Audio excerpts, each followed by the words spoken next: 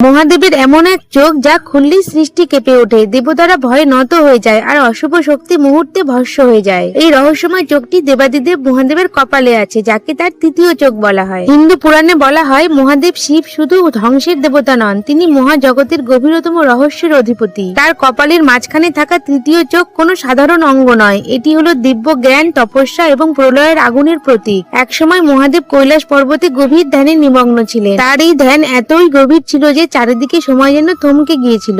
দেবতারা তখন বড় বিপদে পড়লেন, কারণ অসুরদের শক্তি দিন দিন বেড়েই চলছিল। দেবতারা বুঝলেন মহাদেবের শক্তি ছাড়া এই অশুভ শক্তিকে পরাজিত করা সম্ভব নয়। কিন্তু সমস্যা ছিল শিব তখন ধ্যানের এমন স্তরে পৌঁছেছিলেন সেখানে আর পৃথিবীর কোনো কিছুই তাকে স্পর্শ করতে পারছিল না। তখন দেবতারা প্রেমের দেবতা কামদেবের সাহায্য নিলেন। কামদেব ছিলেন প্রেম ও আকর্ষণের দেবতা। তার হাতে ছিল এক জাদুকরী ধনুক, যার বাণ মানুষের হৃদয়ে প্রেম জাগিয়ে তোলে। তিনি সাহস করে কৈলাসে গেলেন এবং ধ্যানরত শিবের দিকে প্রেমের বাণ ছুড়লেন। বাণটি গিয়ে স্পর্শ করলো মহাদেবকে। এই মুহূর্তেই শিবের ধ্যান ভেঙে গেল।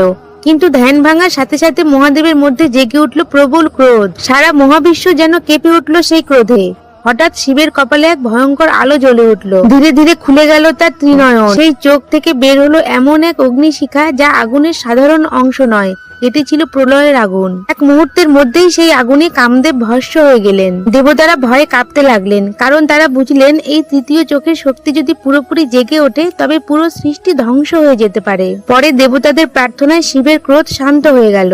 পুরাণে বলা হয় শিবের তৃতীয় চোখ শুধু ধ্বংসের শক্তি নয়, এটি আসলে অন্তর্দৃষ্টি ও চূড়ান্ত জ্ঞানের প্রতীক। মানুষের দুই চোখ দেখে বাহ্যিক জগৎ, কিন্তু শিবের তৃতীয় চোখ দেখে সত্য, আত্মা এবং মায়ার আড়ালে লুকিয়ে থাকা বাস্তবতা। যখন মহাদেব এই চোখ খোলে তখন অহংকার, মিথ্যা এবং অশুভ শক্তি সবই আগুনে পুড়ে যায়। এই কারণেই ভক্তরা বলেন মহাদেবের তৃতীয় চোখ হলো ধ্বংসের নয়, বরং অশুভ শক্তির শেষ এবং সত্যের সূচনা। সত্যের আগুনের সামনে কোনো মিথ্যা কখনো টিকতে পারে না। গল্পটি ভালো লেগে থাকলে এবং এই ধরনের আরো গল্প পেতে চাইলে চ্যানেলটি সাবস্ক্রাইব করুন।